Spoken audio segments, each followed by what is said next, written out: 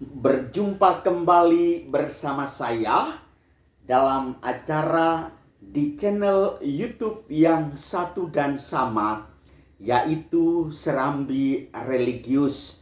Ibu bapak, saudari-saudara umat beriman yang dicintai Tuhan, memasuki bulan terakhir di tahun 2020 ini, kita masih disadarkan akan betapa besar cinta Tuhan di tengah rasa harapan kita diperkecil, teristimewa, diterpa berbagai macam badai kehidupan, di antaranya pandemi COVID-19 yang tak kunjung berakhir. Tetapi percayalah, cinta Tuhan senantiasa ada bersama kita.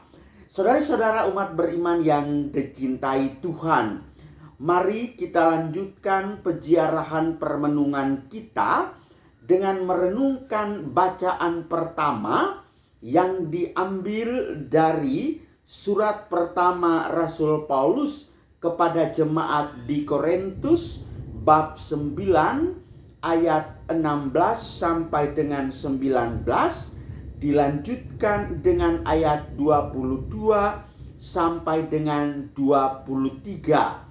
Bacaan yang akan dibacakan pada hari Kamis 3 Desember bertepatan dengan perayaan pesta Santo Fransiskus Xaverius, imam dan pelindung misi. Demikian bunyi sabda Tuhan.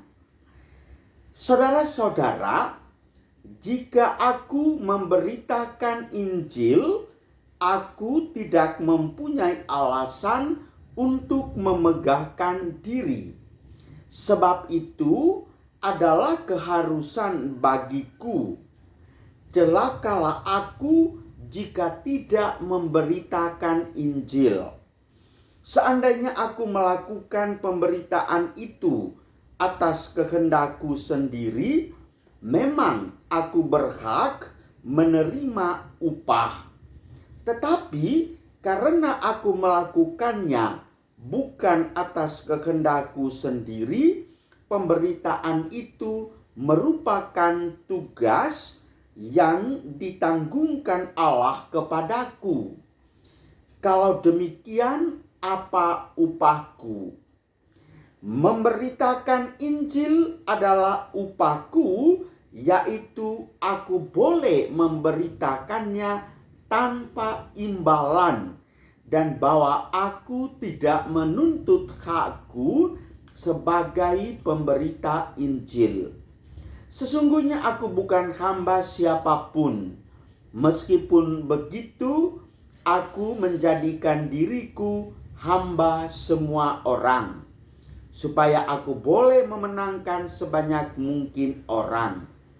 Bagi orang-orang yang lemah, aku menjadi seperti orang yang lemah, supaya aku dapat menyelamatkan mereka yang lemah.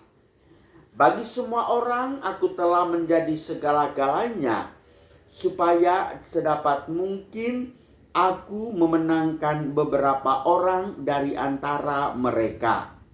Segala sesuatu ini aku lakukan karena Injil, supaya aku mendapat bagian di dalamnya.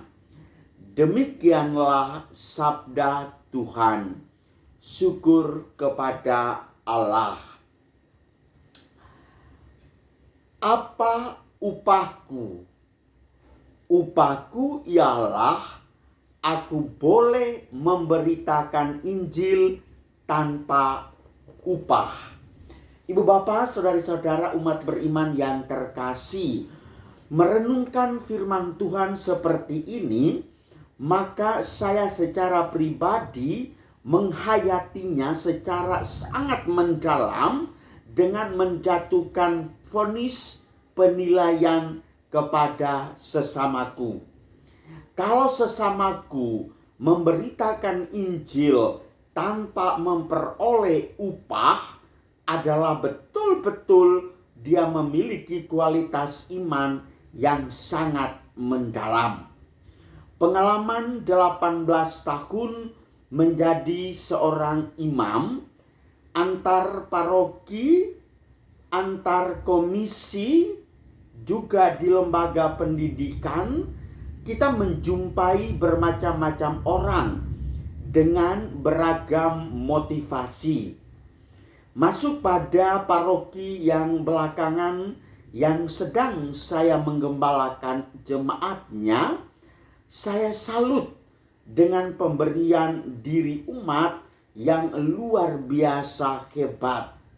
Bahkan mereka berkali-kali mengatakan kepada kami, "Pastor, hanya demi memberitakan Injil, kami bayangkan saja pulang dari tempat kerja jam 5 waktu yang pas, bahkan kalau molor ada yang OT, tetapi kalau jam 8 ada pertemuan di gereja, kami pasti mengambil waktu untuk datang pertemuan."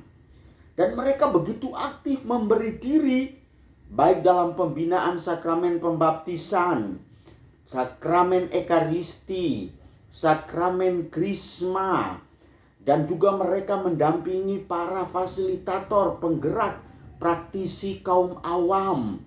Bahkan sampai jam 11, jam 12 malam pun mereka masih mau memberi diri. Saya salut dengan panggilan umat seperti ini. Ini pertandanya apa? Di dalam dirinya sudah tertanam suatu kesadaran bahwa ini adalah tanggung jawab saya yang diberikan oleh Allah. Maka sebagaimana dalam bacaan Rasul Paulus kepada jemaat di Korintus, beliau dengan tegas mengatakan, kalau seandainya tugas itu diberikan oleh saya kepada saya, maka saya menuntut upah. Tetapi karena saya menyadari dengan sungguh bahwa itu adalah pemberian Allah, maka saya menjalankannya dengan penuh sukacita. Dan apa upahku? Upahku ialah saya boleh memberitakan Injil tanpa menerima upah. Inilah panggilan iman Katolik, panggilan orang-orang yang telah dibaptis. Maka kita memenuhi sabda Tuhan yang telah disampaikan kepada kita, yaitu pergilah dan baptislah mereka di dalam nama Bapa dan Putra dan Roh Kudus.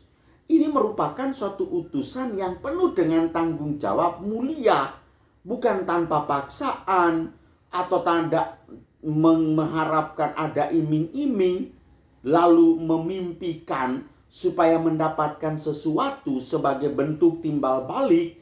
Kalau memang seperti itu, sadar atau tidak, iman kita akan menjadi keropos. Saudari-saudara umat beriman yang terkasih, pada pesta Santo Fransiskus Xaverius, seorang imam dan pelindung misi, beliau pernah mengatakannya demikian, "Anak-anak tidak mau membiarkan saya mendoakan ibadat harian atau makan atau istirahat sebelum saya mengajarkan suatu doa kepada mereka."